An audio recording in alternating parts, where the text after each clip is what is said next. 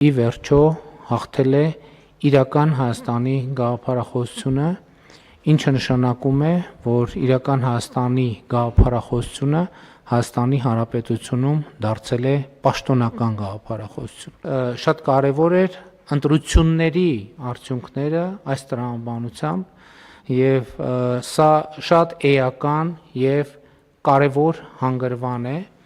որ մենք կարող ենք արձանագրել, որ իրական Հայաստանի գաղափարախոսությունը Հայաստանի Հանրապետությունում պաշտոնական գաղափարախոսություն է, որով առաջնորդվում է Հայաստանի Հանրապետությունը։ Սրանից բխում է հաջորդ արձանագրումը, որը ֆիքսված է նաև կառավարության ծրագրի նախագծում, որ Հայաստանի Հանրապետությունը այսպիսով